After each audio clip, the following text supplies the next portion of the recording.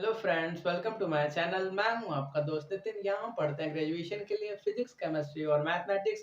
आज की क्लास है बीएससी सेकंड सेमेस्टर मैथमेटिक्स की, जिसमें हम आज से मैट्रिक्स चैप्टर स्टार्ट करेंगे। तो देखो यार, मैट्रिक्स क्या होता है, ये हमने 11th में उतना इन्फॉर्मेशन लेके रखा हुआ है कि मैट्रिक्स क्या होता है। कोई भी जब हम अलग अलग एलिमेंट्स को या फंक्शन को एक रेक्टेंगुलर ऑर्डर वे में अरेंज कर देते हैं तो उसको क्या बोलते हैं, मैट्रिक्स बोलते हैं। मैट्रिक्स को जनरली इंग्लिश के कैपिटल लेटर से डिनोट किया जाता है, और जितने भी एलिमेंट होते हैं जो मैट्रिक्स के अंदर आते हैं उनको स्मॉल लेटर से डिनोट किया जाता है। जैसे थोड़ी सी इंफॉर्मेशन साथ साथ लिखते रहे, ठीक है। जैसे बोलो, हम बोले 1 2 साइन थीटा, और 1 के नीचे कॉस थीटा, 2 के नीचे टेन थीटा, साइन के नीचे 0। और इसको देखो ऑर्डर वे में है, 1 के नीचे ये, 2 के नीचे ये, साइन थीटा के नीचे ये। और अगर इसको क्या कर ले, हम एक रेक्टेंगुलर अरेंजमेंट में अरेंज कर दें तो ये क्या बन जाएगा, एक मैट्रिक्स बन जाएगा। और इसको अगर डिनोट करना है तो इसको हम क्या करते हैं इंग्लिश के कैपिटल लेटर से डिनोट करते हैं, ठीक है। सपोज कर लो, इसको नाम दे दो कैपिटल ए। देखो ये क्या हो गया, अगर हम बोले मैट्रिक्स ए तो आप ये बनाओगे। और ये जो ए मैट्रिक्स के अंदर जो ये सब एलिमेंट होते हैं इसको हम क्या बोलते हैं, सिंपली एलिमेंट बोलते हैं, ठीक है। जो ये सब अंदर होते हैं इनको एलिमेंट बोलते हैं। और जितने भी एलिमेंट होते हैं उनको अगर आप मैट्रिक्स के लैंग्वेज में लिखोगे तो उनको स्मॉल लेटर से डिनोट किया जाता है। देखो मैट्रिक्स का लैंग्वेज क्या होता है, वो ए आई जे को पहचानता है। जैसे देखो कंप्यूटर क्या होता है, हमेशा 0 और 1 सिर्फ दो ही नंबर को पहचानता है, आप सभी को मालूम होगा। उसी प्रकार मैट्रिक्स सिर्फ ए और ए आई जे को पहचानता है, ठीक है। जितने भी एलिमेंट होते हैं मैट्रिक्स के अंदर उसको इसी नंबर से डिनोट किया जाता है। ये क्या होता है, उनका पोजीशन बताता है। देखो आप क्या करते हो, जब हॉरिजॉन्टल लाइन में ट्रेवल करते हो तो उसको क्या बोलते हो, उसको आप बोलते हो रो बोलते हो, ठीक है। तो इसमें कितने रो हैं, इसके अंदर इस मैट्रिक्स के अंदर 2 रो है। और जब आप वर्टिकल कॉलम में ट्रेवल करते हो तो उसको क्या बोलते हो, आप उसको आप बोलते हो कॉलम बोलते हो, ठीक है। Horizontal row, sorry, horizontal line में ट्रेवल करते हो रो बोलते हो। जब वर्टिकल लाइन में ट्रेवल बोलते करते हो तो उसको क्या बोलते हो, कॉलम बोलते हो। तो इस मैट्रिक्स में कितने कॉलम है, 3। तो देखो कोई भी मैट्रिक्स है, अगर पूछा जाए उसका ऑर्डर क्या है, ऑर्डर का मतलब उसमें नंबर ऑफ रो कितने हैं और नंबर ऑफ कॉलम कितने हैं, तो उसको बोलते हैं हम ऑर्डर, ठीक है। किसी भी मैट्रिक्स का ऑर्डर यम क्रॉस यन से बताया जाता है। यम क्या होता है, यम होता है आपका नंबर ऑफ रो, एन क्या होता है, नंबर ऑफ कॉलम। तो इस मैट्रिक्स का अगर ऑर्डर की बात करें तो कितना ऑर्डर है, क्योंकि इसमें 2 रो और 3 कॉलम है तो इसको हम बोलेंगे 2 क्रॉस 3 ऑर्डर का मैट्रिक्स। जो उसका ऑर्डर होता है वो यहाँ पे लेफ्ट राइट में बॉटम में लिखा जाता है ऑर्डर को, ठीक है। तो देखो ये ए आई जे क्या है, देखो आई का मतलब होता है रो, जे का मतलब क्या होता है, जे का मतलब होता है कॉलम, ठीक है। ये यम क्या है, यम है नंबर ऑफ रो, यन क्या है, नंबर ऑफ कॉलम। आई क्या है, आई है रो का नंबर, जे क्या है, जे है रो कॉलम का नंबर, ठीक है। जैसे बात करें हम यहाँ की, तो यहाँ पे आप कहाँ पे हो, यहाँ पे आप पहले रो के अंदर हो और पहले कॉलम के अंदर हो। ये पहला रो, ये दूसरा रो, ये पहला कॉलम, दूसरा कॉलम, तीसरा कॉलम। तो यहाँ पे क्या है, पहला रो है और पहला कॉलम है। तो इस पोजीशन को आप कैसे डिनोट करोगे, इस पोजीशन को आप A11, आई का वैल्यू भी 1, जे का वैल्यू भी 1, तो A11 से डिनोट करोगे। इसका बात करें तो यार ये कहाँ पर है, पहले रो के अंदर है और दूसरे कॉलम में। देखो यार ए आई जे में पहले रो आता है, आई का मतलब रो और जे का मतलब कॉलम, तो ठीक है। हमेशा आई जे करना, कभी भी ए जे आई मत कर देना, ये रॉन्ग प्रोसीजर होता है, ठीक है। इसका बात करें तो इसको क्या लिखोगे आप, A12 से लिखोगे, ठीक है। और क्या, अगर इसकी बात करें तो ये कहाँ पर है, ये पहले रो में तीसरे कॉलम पे है, तो इसको कैसे डिनोट करोगे, इसको आप A13 से डिनोट करोगे। जैसे हम पूछे इसको tan थीटा को क्या नंबर दोगे, तो देखो tan थीटा कहाँ पर है, सेकंड रो के अंदर है और सेकंड कॉलम के अंदर है, तो ये किसको क्या लिखोगे आप, A22 लिखोगे, ठीक है। ये सब बात होगा इंट्रोडक्टरी, जो आपने 11th में देख कर आया हुआ है, ठीक है। और देखो जैसे हम बात करें किसी भी मैट्रिक्स के अंदर कितने एलिमेंट हो सकते हैं, जो अंदर भरे होते हैं इनको हम क्या बोलते हैं, मैट्रिक्स के एलिमेंट। तो देखो मैट्रिक्स के एलिमेंट कितने होंगे, इसका एक शॉर्ट ट्रिक है, ठीक है। जितने भी नंबर ऑफ एलिमेंट होंगे वो किसके बराबर होंगे, वो यम इंटू यन के बराबर होंगे। किसी भी यम क्रॉस यन मैट्रिक्स के अंदर कितने एलिमेंट होंगे, ये कैसे पता चलेगा, यम इंटू यन के मल्टीप्लाई से। देखो ये 2 क्रॉस 3 का मैट्रिक्स था, तो इसके अंदर कितने एलिमेंट होंगे, यम यन के मल्टीप्लाई से कितना आएगा, 6। और 6 है भी 1 2 3 4 5 6, 6 एलिमेंट है। जैसे हम क्या करें, एक 3x3 का एक क्या बोलते हैं मैट्रिक्स बना है, तो देखो होगा क्या, ठीक है। इसको रख कर देते हैं, यहाँ से कुछ नोट करने लायक था नहीं, आपने सब रो कॉलम पढ़ के आया है, ठीक है। जैसे देखो हमारे पास कोई 3x3 का मैट्रिक्स बना दे, 1 2 3 4 5 6 7 8 9। तो ये देखो इसमें नंबर ऑफ रो कितने हैं, इसको कोई कैपिटल चलो बी बना दो, ठीक है। इसमें नंबर ऑफ रो कितने हैं, पहला रो, दूसरा रो, तीसरा रो, इसमें 3 रो है तो नंबर ऑफ रो कितने हो गया 3। कॉलम कितना 1 2 3, तो 3x3 का ये मैट्रिक्स बन गया। अब इसमें अगर पूछा जाए कि कितने एलिमेंट होंगे तो आप कैसे बताओगे, m इंटू n से, तो 3 इंटू 3 9, मतलब क्या है, और इसमें 9 एलिमेंट है भी, 1 2 3 4 5 6 7 8 9, मतलब ये एक अच्छा तरीका है किसी भी मैट्रिक्स में कितने n नंबर ऑफ एलिमेंट होंगे उसको पता करने का। अभी 3x3 का है इसलिए ऐसे भी काउंट कर सकते हो। जैसे कोई पूछे कि कोई n क्रॉस n का मैट्रिक्स है जिसमें n रो है और n कॉलम है, तो उसमें नंबर ऑफ एलिमेंट कैसे कितने होंगे, तो आप कैसे बताओगे। तो आप देखो n का वैल्यू आपको मालूम ही नहीं है, n हमेशा क्या करता है, आगे की तरफ बढ़ता रहता है। तो देखो आप क्या करोगे, कभी भी काउंट करके वो बता नहीं सकते, तो आप क्या करोगे, फॉर्मूला यूज करोगे कि number of element in any matrix is equal to number of row into number of column. तो ये कितना हो जाएगा, n स्क्वायर। तो आप क्या बोलोगे कि जो मैट्रिक्स जिसका ऑर्डर n क्रॉस n का है उसमें कितने एलिमेंट होंगे, n स्क्वायर एलिमेंट होंगे, ठीक है। ये बहुत इंपॉर्टेंट फॉर्मूला है, कई बार आता है, इसको नोट करना पड़ेगा, ये फॉर्मूला नोट कर लो, ठीक है। किसी भी मैट्रिक्स, किसी भी m क्रॉस n मैट्रिक्स के अंदर number of element m into n के बराबर होते हैं, ठीक है। इसी बात करते हैं मैट्रिक्स के यूज के बारे में। देखो यार, जिस प्रकार हमने बचपन में पहले एडिशन सब्ट्रैक्शन पढ़ा था, तो शुरू में हमको समझ में नहीं आया कि ऐसा होता क्यों है, लेकिन आगे जाते जाते हमको ये समझ में आ गया कि इसका होता क्यों, इसको ये होता क्यों है और इसका यूज कहाँ पे है। हमने क्या किया, जब क्लास 5 6 से मेंसुरेशन और ज्योमेट्री वाले चैप्टर स्टार्ट किए तो वहां पर उसका अच्छे से हम अप्लाई करते थे। यहाँ पे क्या है, जो हमने 11th में मैट्रिक्स और इस क्लास में मैट्रिक्स हम पढ़ेंगे इस चैप्टर में, वो क्या है, मैट्रिक्स का बेसिक है, जो इसका मेन यूज होता है जब आप क्या करोगे इसके अंदर मैथमेटिक्स में, या फिर पीएचडी करो, या फिर इकोनॉमिक्स का कोई अच्छा सा सीए वाला कोर्स करोगे, तो उसमें आपको मिलेगा कई जगह पे मैट्रिक्स की हेल्प से आप क्या करते हो, अलग अलग एलिमेंट को अरेंज कर दो। कंप्यूटर के अंदर जो भी आप बनाते हो, जैसे बोल दो कि हाँ रिजल्ट बनाते हो, तो वो किससे बनाते हो, मैट्रिक्स की हेल्प से ही बनाते हो, कुछ उसी ऑर्डर में अरेंज करते हो ना। मान लो 50 बच्चे हैं, उनका रिजल्ट बनाना है, तो आप क्या करते हो, एक मैट्रिक्स के ऑर्डर में ही ना उनको अरेंज करते हो। क्या करते हो, नाम लिखते हो, रोल नंबर लिखते हो, मार्क्स लिखते हो, यही सब ना करते हो। तो आगे आप जाओगे तो आपको धीरे धीरे मिलता रहेगा, ठीक है। हमको भी उतना मैट्रिक्स के बारे में पता नहीं है, बुक से थोड़ा सा मिला कि हाँ ऐसा ऐसा आगे यूज होता है, अगर आपको कुछ पता चले तो जरूर बताइएगा, ठीक है। थोड़ी सी बात करते हैं टाइप्स ऑफ मैट्रिक्स के बारे में, ठीक है। तो देखो पहला टाइप बात करते हैं हम स्क्वायर मैट्रिक्स के बारे में। तो देखो स्क्वायर नाम से क्या लिखला है, एमसी स्क्वायर ना ना, स्क्वायर मैट्रिक्स। मैट्रिक्स का मतलब अभी तक देखा, अभी हमने देखा। और स्क्वायर मतलब क्या, इसमें नंबर ऑफ रो किसके बराबर होगा, नंबर ऑफ कॉलम के बराबर होगा, ठीक है। जैसे कोई भी मैट्रिक्स होगा 1x1 का जैसे बना दे ये हम, इसमें नंबर ऑफ एलिमेंट 1 होगा, इसका ऑर्डर कितना है 1x1, number of row is equal to number of column. तो वही 2x2 का मैट्रिक्स बनाए तो उसमें क्या होगा, सपोज कर लो 1 2 आ गया, 3 4 आ गया, ये क्या है 2x2 का मैट्रिक्स है, सिंपल सा यार।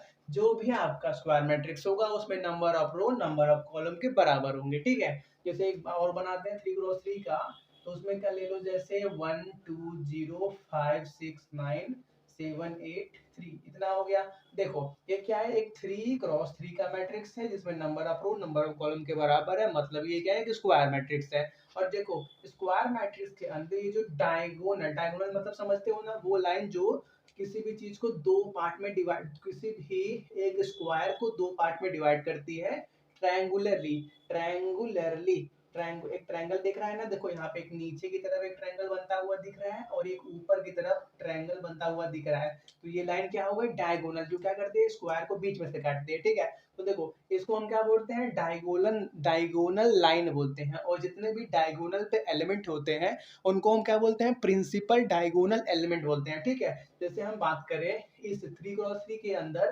प्रिंसिपल प्रिंसिपल डायगोनल एलिमेंट्स की, तो आप क्या लिखोगे, आप लिखोगे 1 6 3, ये सभी क्या है प्रिंसिपल डायगोनल एलिमेंट के मेंबर है, ठीक है।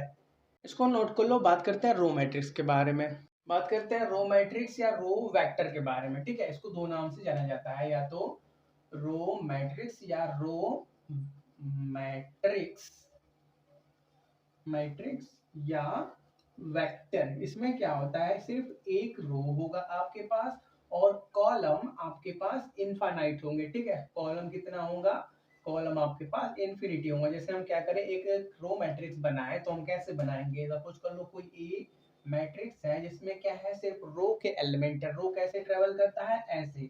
तो इसमें एक रो का मतलब एक ही रो होगा, तो 1 2 3 डॉट डॉट डॉट, ये कहाँ तक जाएगा, एन तक जाता ही रहेगा, ठीक है।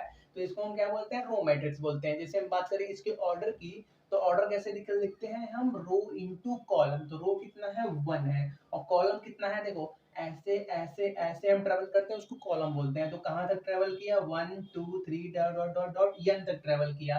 तो इसमें कितने कॉलम है, एन कॉलम है, ठीक है। तो ये किसका हो गया, 1 क्रॉस एन का एक मैट्रिक्स हो गया, ठीक है। इसको बोलते हैं रो मैट्रिक्स। इसको नोट करो। बात करते हैं कॉलम मैट्रिक्स के बारे में। तो देखो ये क्या है, कॉलम मैट्रिक्स या कॉलम वेक्टर। ये अपने नाम से ही क्लियर है कि इसमें क्या होगा, नंबर ऑफ कॉलम एक होगा और नंबर ऑफ रो इस बार क्या होंगे, इनफाइनाइट होंगे। जैसे हम वो एक कॉलम मैट्रिक्स बनाए तो हम कैसे बनाएंगे, उसमें नंबर ऑफ कॉलम एक ही रहना चाहिए। तो कैसे बनाओगे, ऐसे 1 2 3 ऐसे आगे बढ़ते जाओगे, कहाँ तक जाओगे, यम तक जाओगे, ठीक है। तो इसको आप क्या बोलते हैं, इसको आप बोलते हो कॉलम मैट्रिक्स। देखो यार, कोई जरूरी नहीं है कि यहाँ पे यम ही लिखो, आप यन भी लिख सकते हो, ठीक है। बस ये हमने बना दिया लास्ट में यम, आप क्या करो, यन बनाओगे तो क्या होगा यार, कोई फर्क नहीं पड़ेगा ना। नंबर ऑफ एलिमेंट अल्फाबेटिकली लेना है इसके अंदर का, आप कुछ भी लो, जेड बनाओ, ठीक है। तो देखो ये क्या हो गया, कॉलम मैट्रिक्स हो गया। इसके ऑर्डर की बात करें तो ऑर्डर कैसे पता चलता है, रो इनटू कॉलम से। तो देखो इसमें रो कितने हैं, रो देखो यहाँ पे 1 2 3 कितना गया, यम तक गया। तो इसमें रो कितने होंगे, यम रो होंगे। कॉलम की बात करें तो कॉलम एक ही है, तो इसके क्या हो गया, यम क्रॉस ये 1 का एक कॉलम मैट्रिक्स हो गया, नोट कर लो।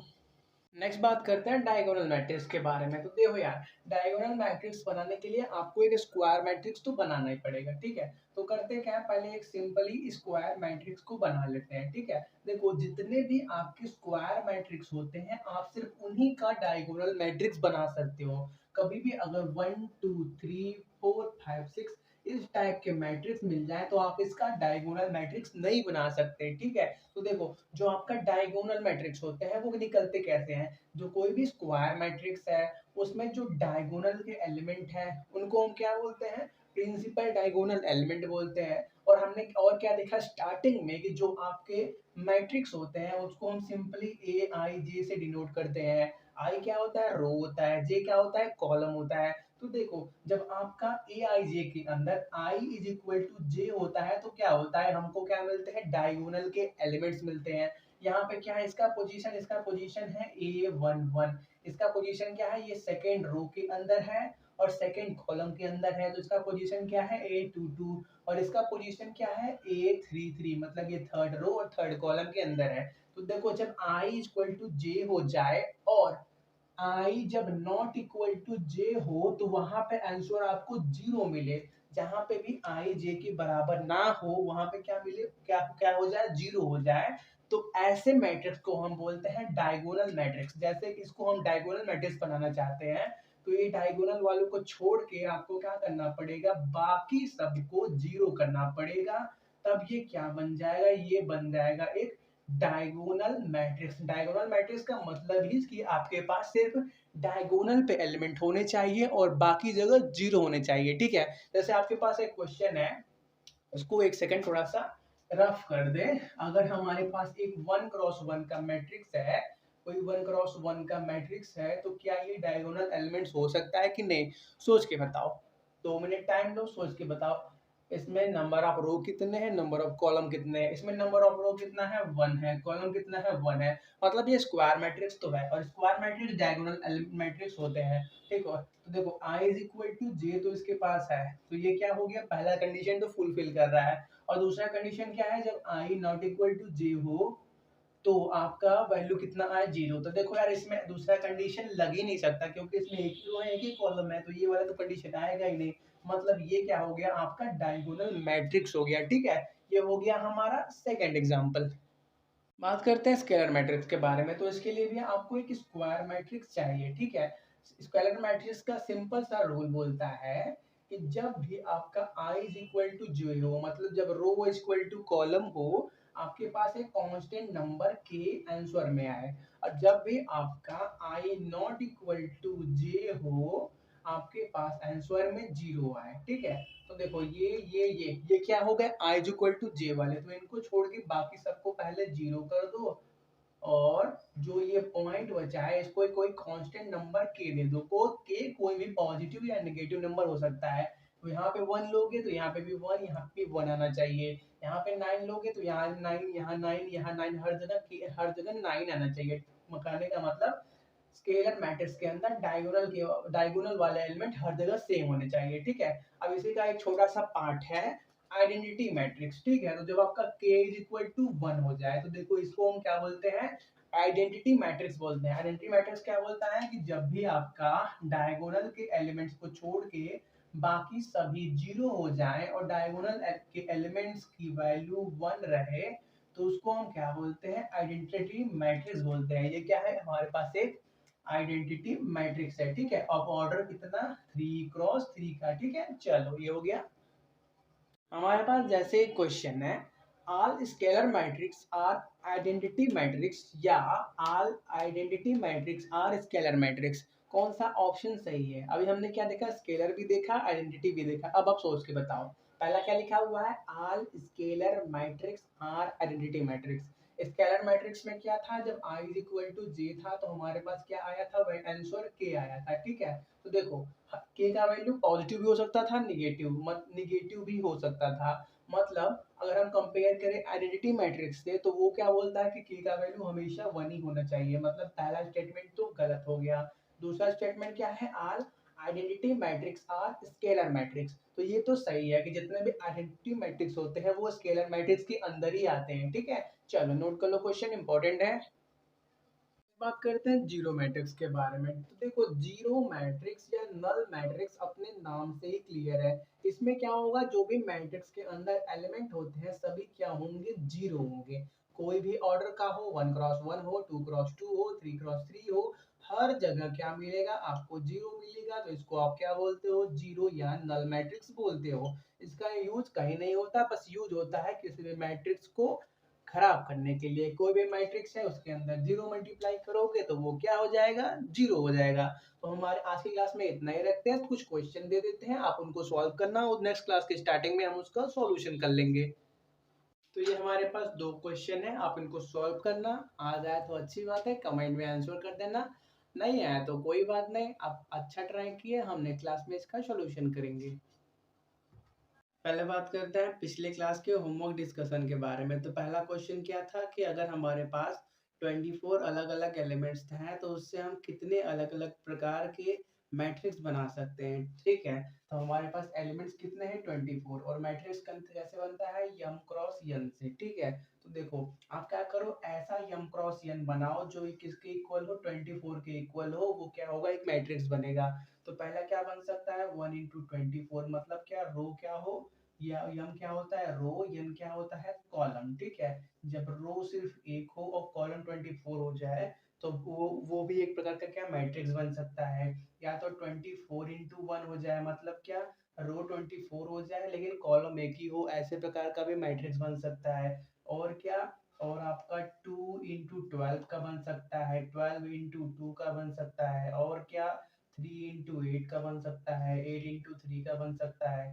3 हो गया, 4, हाँ 4 का भी बनेगा, 4 into 6 का बनेगा, 6 into 4 का बनेगा, 5 का नहीं बनेगा, 6 का, हाँ 6 into 4 का तो बन ही गया। उसके बाद 7 नहीं, 8 into 3 का तो बन ही गया, ठीक है। उसके बाद 12 into 2 का तो बन ही गया, 24 into 1 का तो बन ही गया। तो मतलब हमारे पास टोटल 1 2 3 4 5 6 7 8 प्रकार अलग अलग प्रकार के मैट्रिक्स बन सकते हैं। कब, जब हमारे पास 24 एलिमेंट्स हो, ठीक है। हमारा नेक्स्ट क्वेश्चन क्या था, तो हमारे पास क्या था, 3x3 का मैट्रिक्स, ठीक है। तो 3x3 में 9 प्लेस होंगे, उन 9 प्लेसेस को ऐसे बॉक्स से बना लेते हैं, ठीक है। 5 6 7 8 9, ये 3x3 का मैट्रिक्स जिसमें जीरो और वन को यूज करके फिल करना है, ठीक है। तो देखो हमने 11th क्लास में जो पहला चैप्टर क्या था, सेट चैप्टर था। उसके अंदर आपने एक टॉपिक क्या पढ़ा था, उसके अंदर एक टॉपिक पढ़ा था पावर सेट के नाम से। पावर सेट मतलब हर छोटे छोटे सबसेट का जब एक सेट बना दिया जाता है उसको क्या बोलते हैं, पावर सेट। जैसे हमारे पास जीरो वन एक सेट के फॉर्म में दिया है, तो इसका अगर हमको पावर सेट निकालना है तो हम कैसे निकालते थे, पहले इसके छोटे छोटे सबसेट बनाते थे। तो इसका छोटा सबसेट क्या होगा, जीरो होगा, फिर क्या होगा, वन भी होगा, और वन कॉमा टू भी क्या होगा, एक सब इसका सबसेट होगा। हर सेट खुद का सबसेट होता है, हमने 11th में देखा था। और एक होगा फाइव, फाइव मतलब खाली डब्बा जिसमें कुछ नहीं होगा। और जब इसको एक सेट के अंदर, बड़े से सेट के अंदर बैठा दिया जाए तो ये पूरा ये क्या बन जाता है, पावर सेट बन जाता है, ठीक है। और पावर सेट निकलता कैसे था, टू के पावर n से, जहाँ पे n क्या होता था, नंबर ऑफ ऑब्जेक्ट। तो यहाँ पे देखो नंबर ऑफ ऑब्जेक्ट टू है, तो डायरेक्टली आप भी निकाल सकते हो, टू के पावर टू मतलब क्या, फोर। और एक दो तीन चार आ भी रहे हैं, तो वही पावर सेट का कॉन्सेप्ट यहाँ पे लगेगा, ठीक है। तो देखो मतलब पावर सेट क्या बताता है, किसी भी दो अलग अलग एलिमेंट्स के छोटे कितने, छोटे छोटे या उसके बराबर कितने अलग अलग एलिमेंट्स या सेट बन सकते हैं, इसके बारे में बताता है, ठीक है। तो हमको क्या करना है, जीरो और वन को यूज करके अलग अलग मैट्रिक्स बनाना है। वो छोटे भी हो सकते हैं और इस थ्री क्रॉस थ्री के भी हो सकते हैं, ठीक है। कहीं ऐसा लिखा नहीं है कि हमेशा थ्री क्रॉस थ्री का होना चाहिए, आप वन क्रॉस वन का भी बनाओ, टू क्रॉस टू का भी बनाओ। तो देखो हमारे पास जगह कितने हैं, 9 जगह हैं। तो हमारे पास n का वैल्यू कितना हो गया, 9। n का वैल्यू 2 नहीं होगा, क्यों, क्योंकि देखो इस इतने जगह पे हमको फिल करना है। तो 9 जगह हो गए हमको। कभी भी जगह हमारा कांस्टेंट नहीं रहेगा, कभी हम क्या करेंगे, थ्री क्रॉस थ्री का बनाएंगे तो 9 प्लेसेस लेंगे। अगर टू क्रॉस टू का बनाओगे तो वहां पे 4 जगह को लोगे। वन क्रॉस वन का बनाओगे तो वहां पे एक जगह को फिल करोगे। तो यहाँ इस टाइम पे n का वैल्यू किससे डिफाइंड होगा, ये जगह के नंबर से। तो जगह कितने हैं, 9। तो 2 के पावर 9 करोगे तो आपके पास टोटल मैट्रिक्स मिलेंगे जो जीरो और वन को क्या बोलते हैं यूज करके बनेंगे, ठीक है। तो इसको आप सॉल्व करोगे तो आपके पास आएगा 512। ये हो गया हमारा सेकंड क्वेश्चन का आंसर, ठीक है। नोट कर लो, बात करते हैं इस क्लास के बारे में। जैसे नेक्स्ट बात करते हैं सब मैट्रिक्स ऑफ अ मैट्रिक्स के बारे में। तो देखो इसमें क्या होगा, कोई भी एक बड़ा सा मैट्रिक्स होगा, हम क्या करेंगे उसमें कुछ चेंजेस करेंगे, जिससे क्या होगा, उसका एक छोटा या उसी की तरह दिखने वाला एक दूसरा मैट्रिक्स मिलेगा। तो हम बोलेंगे कि वो दूसरा मैट्रिक्स पहले का क्या है, सब मैट्रिक्स है, ठीक है। एक एग्जांपल से बात करते हैं। जैसे हमारे पास एक मैट्रिक्स ए दिया है, 1 2 3 4 5 6 7 8 9, ये क्या है, एक थ्री क्रॉस थ्री का मैट्रिक्स है। अगर हम क्या करें, इसको या तो इसको इसके या तो किसी एक या एक से ज्यादा रो को गायब कर दें, या कॉलम को गायब कर दें, या रो या कॉलम दोनों को गायब कर दें, या कुछ भी गायब ना करें, उसके बाद जितने भी एलिमेंट बचते हैं उनको एक दूसरे मैट्रिक्स के अंदर लिखे, तो वो दूसरा मैट्रिक्स क्या बन जाएगा, इसका सब मैट्रिक्स, ठीक है। जैसे सपोज कर लो हमने ये पहला रो गायब किया, इसके बाद क्या बच रहा है, ये बच रहा है, इनको एक दूसरे मैट्रिक्स के अंदर लिखो, ठीक है। तो क्या क्या लिखोगे, 4 5 6 7 8 9। तो ये क्या बन गया, ये इस मैट्रिक्स का बी ए का सब मैट्रिक्स बन गया, ठीक है। जैसे हम क्या करें, इसको छोड़ो, इसको रहने दो, हम क्या करें, इसको इसको गायब कर दे, इसको गायब कर दे, ठीक है। इस कॉलम को और इस रो को गायब कर दे, तो क्या मिलेगा हमारे पास, बचेगा 1 3 7 9 बचेगा। तो ये कोई सी मैट्रिक्स है जो ए का क्या है, सब मैट्रिक्स मतलब छोटा सा पार्ट है, ठीक है। जैसे तीसरा केस क्या बना सकते हो, जब आप क्या करो, कुछ भी गायब ना करो, तो तब क्या बनेगा, कोई दूसरा मैट्रिक्स बनेगा। कुछ भी गायब नहीं करोगे तो जो भी बच रहा है उसको लिख दो, क्या बच रहा है, 1 2 3 4 5 6 7 8 9। तो ये भी क्या बन गया, इसका एक सब मैट्रिक्स बन गया, ठीक है। सब मैट्रिक्स में ऐसा कहीं नहीं लिखा कि हमेशा आपको एलिमेंट गायब करने पड़ेंगे, गायब कर भी सकते हो और नहीं भी कर सकते। एक सेकेंड। तो ये हो गया हमारा सब मैट्रिक्स और मैट्रिक्स के बारे में, ठीक है। तो जैसे आप क्या करो, अलग अलग एग्जांपल लो, उसमें क्या करो, कभी रो गायब करो, कभी कॉलम गायब करो, कभी दोनों गायब कर दो, कभी मत गायब करो, अलग अलग मैट्रिक्स बनाओ, ठीक है। नोट कर लो। नेक्स्ट बात करते हैं इक्वालिटी ऑफ मैट्रिक्स के बारे में, ठीक है। तो देखो इक्वालिटी ऑफ मैट्रिक्स के लिए दो चीज जरूरी है। पहला क्या, कि कोई भी दो मैट्रिक्स, सपोज कर लो ए और बी अलग अलग मैट्रिक्स हैं, ये तभी इक्वल माने जाएंगे जब इनका ऑर्डर क्या हो, सेम हो। ऑर्डर मतलब क्या, यम क्रॉस यन का वैल्यू सेम हो। और दूसरा क्या, इनके करस्पॉन्डिंग एलिमेंट, करस्पॉन्डिंग एलिमेंट्स का वैल्यू भी सेम हो। ठीक है, ये दो इंपॉर्टेंट कंडीशन है, जब ये दोनों कंडीशन वैलिड होंगे तभी दो अलग अलग मैट्रिक्स इक्वल कहे जाएंगे। ठीक है, जैसे सपोज कर लो ए मैट्रिक्स दिया है यक्स वाई अल्फा बीटा दिया है। ठीक है, और बी मैट्रिक्स आपका दिया है 1 2 3 4 दिया है। ठीक है, देखो ये इसका भी ऑर्डर 2 क्रॉस 2 का है, इसका भी ऑर्डर 2 क्रॉस 2 का है, मतलब इनका पहला कंडीशन फुलफिल हो गया कि ऑर्डर सेम होना चाहिए। अब देखो दूसरा क्या कंडीशन है इक्वलिटी का, कि करस्पॉन्डिंग एलिमेंट भी सेम होने चाहिए। ठीक है, तो देखो यहाँ पे एक्स वाई अल्फा बीटा दिया है और यहाँ पे 1 2 3 4 दिया है, मतलब जो भी करस्पॉन्डिंग एलिमेंट होंगे वो सेम, उनका वैल्यू सेम होगा। ठीक है, जैसे इसको हम क्या बोलते हैं A11 बोलते हैं। ठीक है, पहला रो पहला कॉलम का एलिमेंट, इसको A12 बोलते हैं, इसको A21, इसको A22, इसको क्या बोलते हैं A11, इसको A12, इसको A21, इसको A22। कहने का मतलब इसके इस ए मैट्रिक्स के इसका वैल्यू A11 का वैल्यू बी मैट्रिक्स के A11 के बराबर होगा, मतलब यहाँ से क्या मिला x का वैल्यू 1 मिला। अब वैसे ही ये वैल्यू इसके बराबर होगा, y का वैल्यू 2 मिल गया। अब वैसे ही अल्फा की बात करें तो अल्फा का वैल्यू किसके बराबर होगा, अल्फा कहाँ पर है A21 पे, तो b के A21 के बराबर होगा, तो अल्फा का वैल्यू कितना मिल गया 3 मिल गया। और बीटा की वैल्यू की बात करें तो वो किसके बराबर हो गया 4 के बराबर हो गया। ठीक है, बस दो इंपॉर्टेंट कंडीशन बस ये याद रखना कि ऑर्डर सेम होना चाहिए। ठीक है, बस ये पॉइंट ज्यादा इंपॉर्टेंट है, इसको याद रखना। जब तक ऑर्डर सेम नहीं होगा तब तक दो अलग अलग मैट्रिक्स इक्वल नहीं कहे जा सकते। ठीक है, जब दो अलग अलग मैट्रिक्स इक्वल होते हैं तो उसको हम A इक्वल टू बी लिखते हैं। ठीक है, और जब दो अलग अलग मैट्रिक्स एक दूसरे के इक्वल नहीं होते हैं तो उसको हम A not equal to A B लिखते हैं। ठीक है, कि ए मैट्रिक्स बी मैट्रिक्स के बराबर नहीं है। जैसे सिंपल एग्जांपल एक ये है और बी में क्या कर दो 5 6 जोड़ दो, तो ये क्या हो गया 2 क्रॉस 3 का एक मैट्रिक्स बन गया। अब देखो यहाँ पे ऑर्डर सेम नहीं है तो ये क्या हो गया इस कंडीशन में आ गया A not equal to B के केस में। ठीक है, नोट कर लो।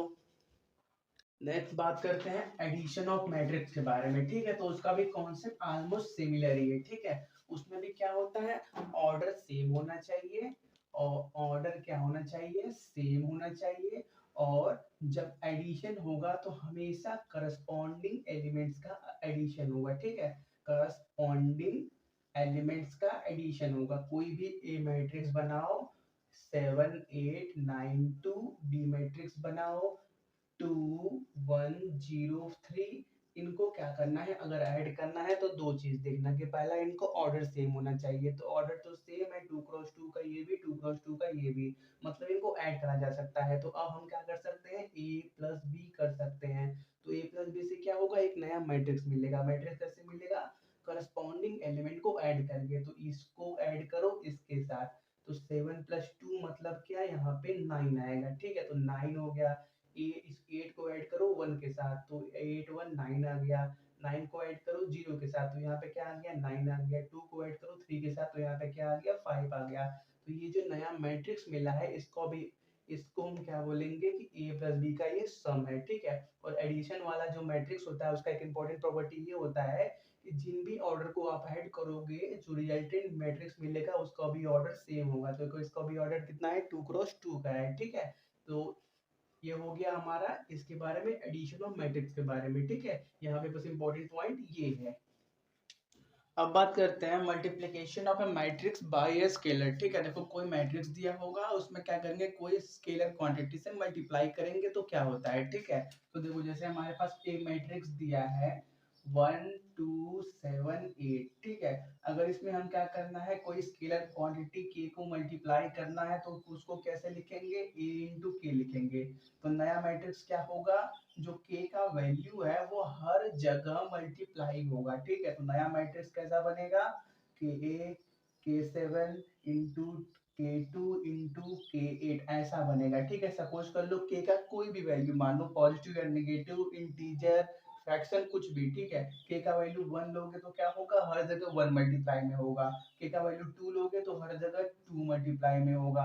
ठीक है, k का वैल्यू 3 लोगे तो हर जगह 3 मल्टीप्लाई में होगा। जैसे k का वैल्यू 3 लोगे तो क्या होगा इसमें मल्टीप्लाई करो तो जो नया मैट्रिक्स बनेगा वो कैसा कहलाएगा 3a के बराबर, सॉरी k का वैल्यू 3 के लिए नया मैट्रिक्स कैसा दिखेगा 3a के बराबर, क्योंकि k इसके साथ मल्टीप्लाई में हुआ तो 3 मल्टीप्लाई करो तो 3 21 624। तो ये हो गया नया मैट्रिक्स। ठीक है, जब भी कोई स्केलर क्वांटिटी मल्टीप्लाई करोगे तो वो हर जगह मल्टीप्लाई में होगा। ये बात हो गई इसके बारे में। अब नेक्स्ट बात करते हैं दो अलग अलग मैट्रिक्स के मल्टीप्लिकेशन के बारे में। ठीक है, इसको नोट कर लो।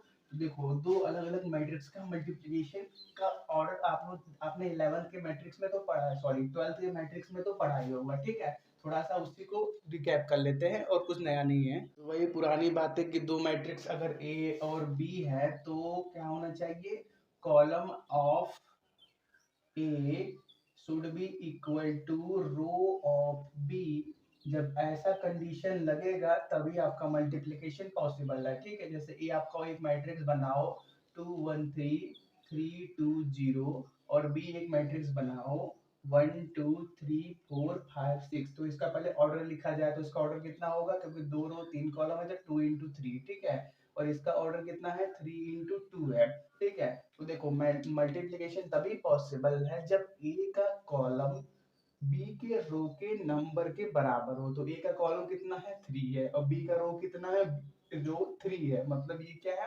यहाँ पे मल्टीप्लिकेशन हो सकता है। और मल्टीप्लिकेशन कैसे होगा, सिंपल यार, जो आपने देखा हुआ है, इसको उठाओ इस पे बैठाओ। ठीक है, इसको उठाओ इस पे बैठाओ और करस्पॉन्डिंग एलिमेंट को क्या करो, ऐड करते जाओ, तो आपको अलग अलग पोजीशन के क्या मिलेंगे, मैट्रिक्स मिलेंगे। ठीक है, जैसे इसको मल्टीप्लाई करोगे तो कैसे लिखोगे, ए क्रॉस बी लिखोगे। ठीक है, तो देखो मल्टीप्लाई करो, पहले क्या करोगे, 2 को 1 में मल्टीप्लाई करोगे तो क्या मिलेगा 2, प्लस 1 को 3 में करो तो 3 मिलेगा, 3 को 5 में करो तो कितना मिलेगा 15 मिलेगा। ये हो गया पहले पोजीशन का। ठीक है, फिर इसको क्या करो, इसमें मल्टीप्लाई करो तो 2 को 2 में मल्टीप्लाई करो तो 4, 1 को 4 में तो 4, फिर 3 को 6 में करोगे तो कितना मिलेगा 18 मिलेगा। इतना हो गया।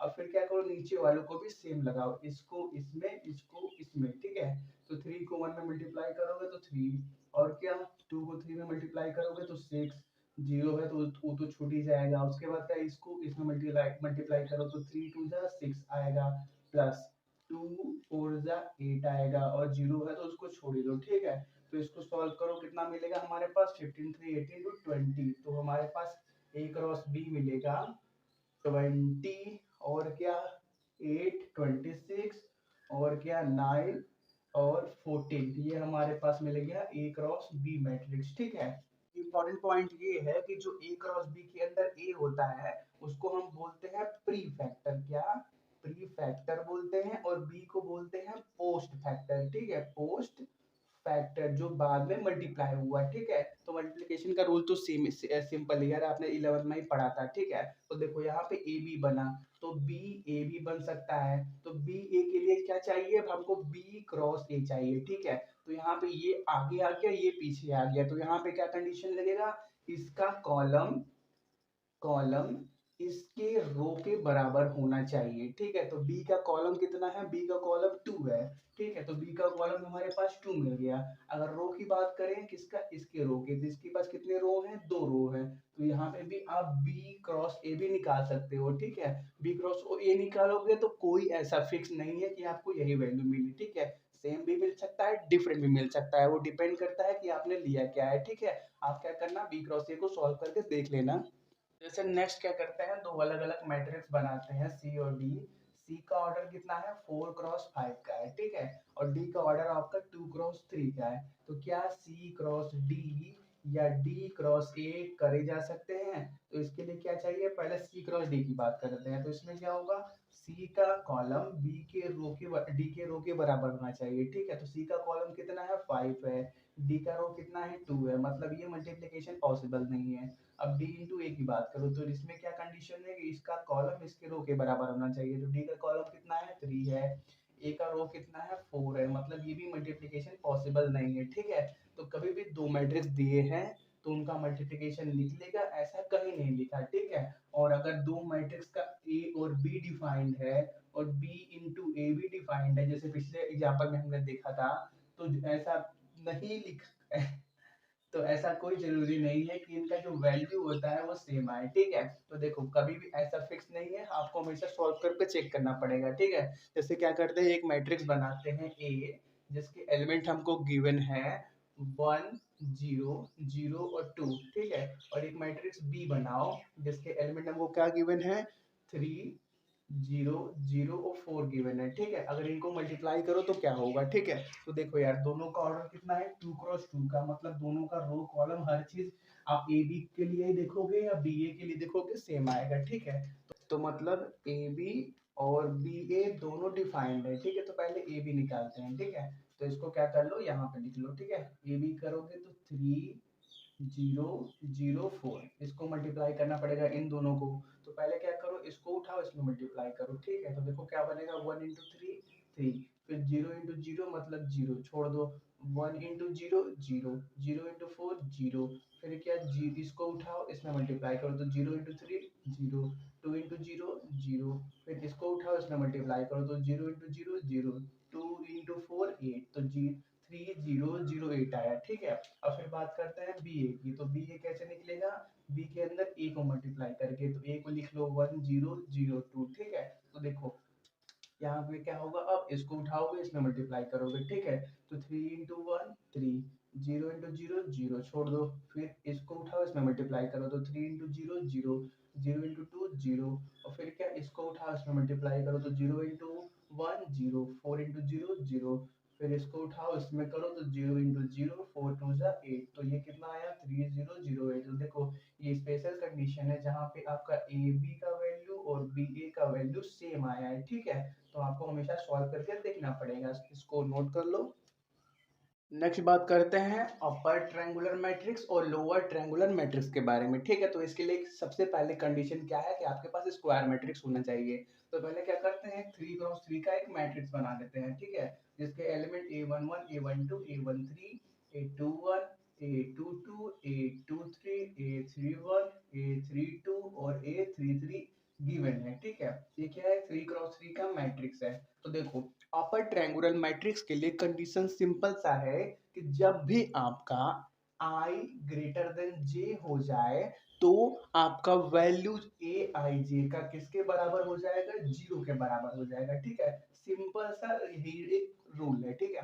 कहाँ i का वैल्यू कहाँ पे j से ज्यादा है, बस ये देखो, ठीक है।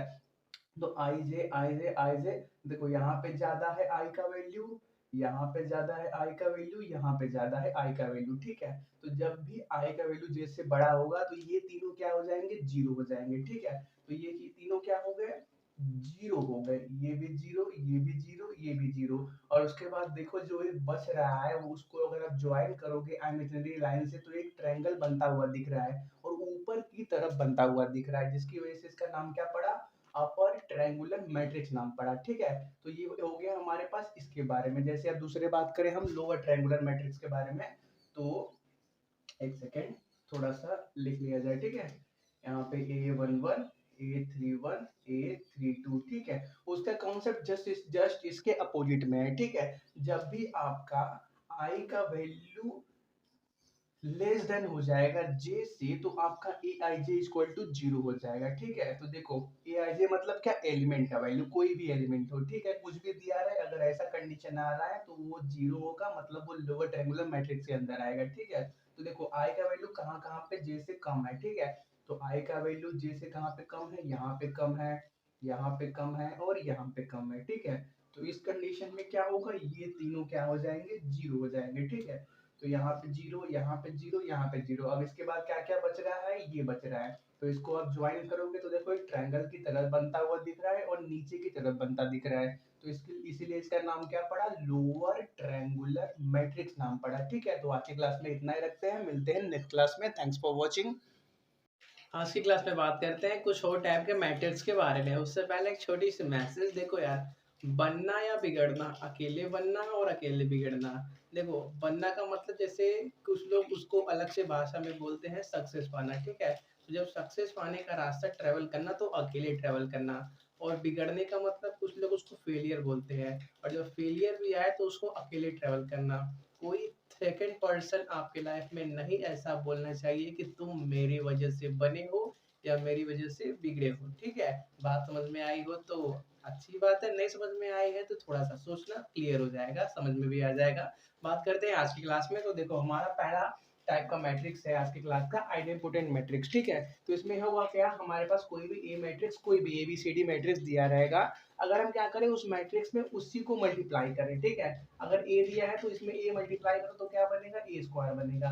अगर ए स्क्वायर को सॉल्व करने पे वैल्यू आपका ए के बराबर आ जाए तो जो ओरिजिनल ए था वो क्या कहा जाएगा, आइडेंपोटेंट मैट्रिक्स कहा जाएगा। ठीक है, जैसे सिंपल एग्जांपल से बात करते हैं। तो हमारे पास कोई एक ए मैट्रिक्स दिया है जिसका ऑर्डर 3x3 है और जिसमें एलिमेंट क्या क्या है, 2 है, -2 -4 और क्या है, -1 3 4, -1 3 4 और क्या है 1 -2 -3 है। ठीक है, इतना हो गया, ये हो गया। अब करते क्या है, इसी में ए को मल्टीप्लाई करते हैं। ठीक है, तो वही मल्टीप्लाई किया जाए, 2 -2 -4 -1 3 4 1 -2 -3 इतना हो गया। अब सॉल्व करो, सिंपली बस आंसर निकालना है। ठीक है, तो रो बाई कॉलम करना है। पिछली क्लास में बताया था मल्टीप्लिकेशन कैसे होता है, तो करते हैं।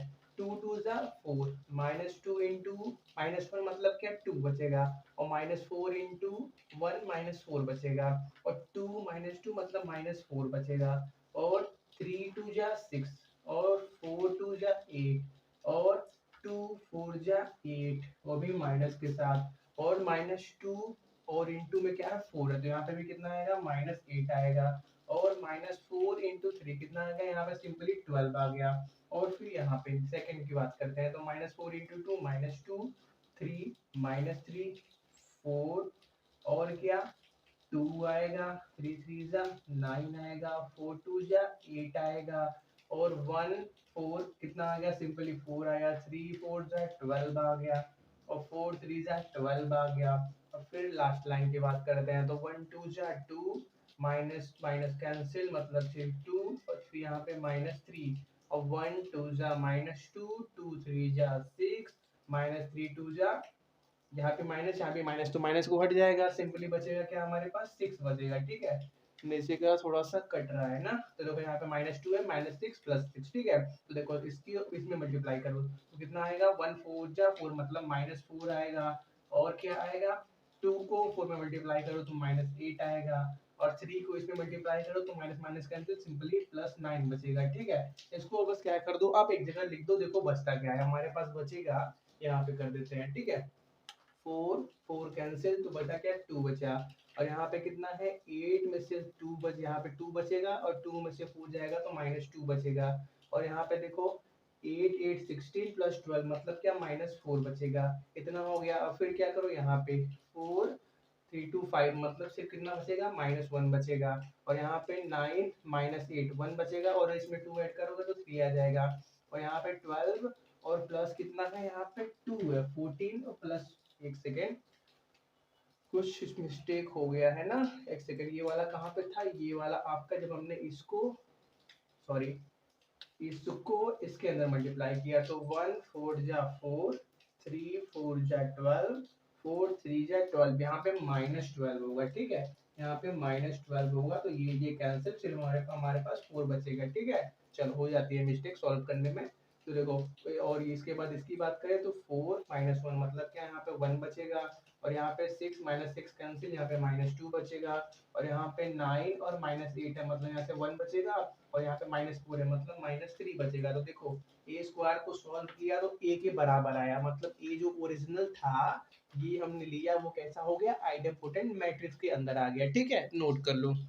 नेक्स्ट बात करते हैं, नेक्स्ट हमारे पास है इन्वोल्यूटरी मैट्रिक्स। ठीक है, इसमें क्या होता है, इसमें भी हमको कोई ए मैट्रिक्स, जो भी ABCD मैट्रिक्स दिया रहे, अगर हम उसमें ए मल्टीप्लाई करें मतलब ए स्क्वायर निकालें, अगर वो सॉल्व करने पे आई के बराबर आ जाए, आई मतलब यूनिट मैट्रिक्स के बराबर आ जाए, तो हम क्या बोलेंगे कि जो हमने ए ओरिजिनल लिया था शुरू में वो क्या है, इन्वोल्यूटरी मैट्रिक्स है। ठीक है, एक एग्जांपल से देख लो, क्लियर हो जाएगा। हमारे पास एक ए मैट्रिक्स है जिसके एलिमेंट है -5 -8 0, और क्या है 3 5 0, 3 5 है और 0 है। ठीक है, और क्या है 1 2 -1 है। ठीक है, इसको क्या करो, सिंपली आप सॉल्व करो, तो ए है तो ए के अंदर एक और ही मल्टीप्लाई करो जिससे ये क्या हो जाए, ए स्क्वायर हो जाए। तो ए के अंदर -5 -8 0, और 35012 -1 को मल्टीप्लाई करो, ठीक है। तो देखो ए स्क्वायर आता कितना है, तो आएगा आपके पास कितना, पहले इसको इसमें मल्टीप्लाई करो तो 5 5 जा 25 माइनस तो हट जाएगा,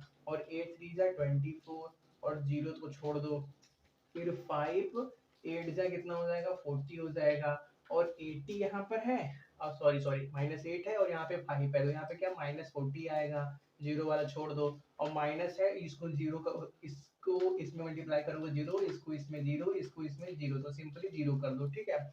फिर क्या 3 5 जा 15 -15 आएगा, और 5 3 जा 15 प्लस यहाँ पे भी -15 ही आएगा, और यहाँ पे सिर्फ 3 है ना, एक सेकंड चेक कर लिया जाए, हाँ 3 ही है, तो यहाँ पे +15 आएगा, ठीक है। तो फिर उसके बाद क्या होगा, यहाँ पे जीरो वाला है उसको छोड़ दो, फिर क्या 3 8 जा 24 माइनस का 24 आया, और 5 5 जा 25 आया, और जीरो छोड़ दो, फिर क्या 3 into zero 5 into zero, zero into zero मतलब इसलिए जीरो हो गया, फिर क्या 1 5 जा -5, 2 3 जा 6, और -1 इसमें मल्टीप्लाई करोगे तो -1, ठीक है। और फिर क्या 1 8 जा -8, 2 5 जा 10 और -2, ये हो गया। और फिर क्या 1 इसमें जीरो, 2 इसमें जीरो, -1 इसमें कितना आएगा, सिंपली 1 आएगा, ठीक है। तो देखो कितना आता है हमारे पास, इसको सॉल्व करोगे तो हमारे पास सिंपली बचेगा, यहाँ पे कितना हो जाएगा ये 25 और +24 है, नहीं 25 -24 होना चाहिए, ठीक है। ना ना ना ना ना 5 5 25, सॉरी, हाँ ठीक है, और 8 यहाँ पे इनको माइनस का साइन होगा यार, एक सेकेंड, चलो माइनस ये हो गया, तो सिंपली हमारे पास बचा 1, और उसके बाद क्या बचा, यहाँ पे ये जीरो, ये जीरो, ये जीरो, यहाँ पे कितना बचा, सिंपली 1 बचा, ये जीरो, और ये क्या -6 + 6 जीरो, और क्या यहाँ पे -10 है, सॉरी सॉरी 10 है, और -10 है, ये भी जीरो, और वहां पे एक तो बचा ही है, तो ये किसके बराबर है, हो गया आई मैट्रिक्स, मतलब क्या यूनिट मैट्रिक्स के बराबर हो गया, तो ये क्या बन गया, जो हमारे पास ये है, ये क्या हो गया, इनवॉल्यूटरी मैट्रिक्स हो गया, ठीक है, नोट कर लो। नेक्स्ट बात करते हैं नीलपोटेंट मैट्रिक्स के बारे में, ठीक है। तो देखो हमारे पास कोई भी एक ए बी कोई भी मैट्रिक्स दिया रहेगा, उसका पावर में स्क्वायर करो, क्यूब करो, कुछ कुछ भी करो, आपको इक्वल टू जीरो लाना है, ठीक है। तो हम क्या करते हैं, उसके पावर को जो भी आएगा उसको सिंपली के से डिनोट कर देते हैं, जहाँ पे की क्या होगा कि आपका पॉजिटिव इंटीजर होगा, ठीक है, ए कभी भी निगेटिव नहीं हो सकता, कि हमेशा 0 1 2 3 4 ऐसा ही जाएगा। अगर a की power k is equal to 0 आ जाए, तो हम क्या बोलेंगे कि a कैसा है, नील पोटेंट, नील का मतलब क्या होता है, जीरो, और फिर अगर ऐसा हो जाए तो k क्या कहा जाता है, k कहा जाता है आपका इंडेक्स ऑफ मैट्रिक्स कहा जाता है, ठीक है, इंडेक्स ऑफ दिस मैट्रिक्स, ठीक है। जैसे क्या करते हैं कि एग्जांपल देखते हैं, ठीक है। तो देखो एक इंपॉर्टेंट कंडीशन ये है कि नील पोटेंट के लिए आपके पास स्क्वायर मैट्रिक्स होना चाहिए, ठीक है, चाहे 1 × 1, सॉरी 1 + 1 का छोड़ो, 2 × 2 की बात करते हैं, ठीक है, 2 × 2 3 × 3 ऐसा होना चाहिए, ठीक है। तो क्या करते हैं 2 × 2 का मैट्रिक्स लेते हैं, हमारे पास एक मैट्रिक्स है ए बी, और क्या दिया है हमारे पास, दिया है बी स्क्वायर, और क्या -a² और -ab दिया है, ठीक है, ये हो गया ए। करते क्या है, ए स्क्वायर निकालते हैं, तो ए इंटू ए करोगे तो ए स्क्वायर मिलेगा, तो इसमें ए और मल्टीप्लाई करो, A B B square -a² -ab, ठीक है। तो क्या होगा, यहाँ पे ए स्क्वायर निकाला जाए, तो देखो होगा क्या, पहले इसको इसमें मल्टीप्लाई करो तो ए बी मतलब क्या, ए बी का होल स्क्वायर, ठीक है, और फिर क्या होगा बी स्क्वायर और -a², तो -a²b², इतना हो गया। फिर क्या करो, इसको इसमें मल्टीप्लाई करो तो ए बी, और यहाँ पे बी स्क्वायर, तो कितना हो जाएगा, ab³ हो जाएगा, फिर यहाँ पे बी स्क्वायर है और -ab है, तो ये कितना हो जाएगा, ये हमारा सिंपली b² -ab³ हो जाएगा, और फिर इसको इसमें मल्टीप्लाई करो तो a क्या हो जाएगा, -a³ हो जाएगा, और इसको इसमें करो तो क्या हो जाएगा, प्लस हो जाएगा a⁴ इतना हो जाएगा, सॉरी सॉरी सॉरी, ये इसमें हुआ, अब ये इसमें होगा ना, चलो, तो माइनस माइनस प्लस हो गया, ए को इसमें मल्टीप्लाई करो तो +a³ मिला, फिर इसको इसमें मल्टीप्लाई करो तो क्या मिलेगा, -a² है और यहाँ पे b², तो मतलब -a²b², और यहाँ पे फिर इसको इसमें मल्टीप्लाई करो तो कितना हो जाएगा, माइनस माइनस प्लस ए स्क्वायर बी स्क्वायर, ठीक है। तो सॉल्व करोगे तो देख लो जीरो आ रहा है यहाँ पे, A square B square bracket open कर दो, A square B square minus A square B square मतलब क्या, जीरो जीरो आया यहाँ से, ए स्क्वायर कितना आया जीरो, यहाँ से भी जीरो, यहाँ से भी जीरो, वहां से भी जीरो, मतलब क्या जो आपका ए ओरिजिनल है वो कैसा हो गया, नील पोटेंशियल। क्यों? क्योंकि ए का स्क्वायर करने पे कितना आया जीरो आया, मतलब क्या जीरो मैट्रिक्स आया, ठीक है। तो देखो ए का स्क्वायर करने पे जीरो आया, तो जो पावर में टू है वो क्या कहा जाएगा, टू कहा जाएगा इस मैट्रिक्स का इंडेक्स, ठीक है। कौन सा मैट्रिक्स, ये जो मैट्रिक्स है इस मैट्रिक्स का इंडेक्स कितना है, टू है, ठीक है। इसको नोट कर लो। नेक्स्ट बात करते हैं पीरियोडिक मैट्रिक्स के बारे में, ठीक है। तो देखो हमारे पास कोई भी एक ए मैट्रिक्स दिया रहेगा, उसके पावर में k प्लस वन करना है, जहाँ पे k छोटे से छोटे लेना है, और इसको सॉल्व करने के बाद अगर हमारे पास a आ जाए तो क्या कहा जाएगा, जो आपका ओरिजिनल पहले वाला a था वो क्या कहा जाएगा, पीरियोडिक मैट्रिक्स कहा जाएगा। क्या बोला कि कोई भी मैट्रिक्स ए लो, उसके पावर k प्लस वन करो और k का वैल्यू छोटे से छोटा लेना है, जिसके लिए ये वैल्यू सॉल्व करने पे a के बराबर आ जाए। तो ये ओरिजिनल जो सिंपली हमने a लिया था वो किसके बराबर कहाएगा, वो कहाएगा पीरियोडिक मैट्रिक्स के बराबर। और जो यहाँ पे k होता है ये क्या होता है, पॉजिटिव इंटीजर होता है। और ये जो a के power k plus one is equal to a आ जाए, उस टाइम पे k क्या कहा जाता है, k आपका पीरियड ऑफ दिस मैट्रिक्स कहा जाता है, ठीक है। जैसे हमने जो पहला टाइप पढ़ा था, कौन सा पढ़ा था, आइडेम्पोटेंट मैट्रिक्स, उसमें जो हमने एग्जांपल लिया है, आप करना है क्या, उसी को यहाँ पे ले लेना और k का वैल्यू वन ले लेना, ठीक है। वही एग्जांपल ले लेना और k का वैल्यू वन लोगे तो वन प्लस वन टू, मतलब क्या ए स्क्वायर निकालोगे, और ए स्क्वायर का वैल्यू वहां पे किसके बराबर आया था, ए के बराबर आया था। तो उस एग्जांपल को आप यहाँ पे यूज कर सकते हो, और k का वैल्यू कितना लिया, वन लिया, तो इस मैट्रिक्स के लिए पीरियड कितना हो गया, वन हो गया, ठीक है। इस सबको नोट कर लो।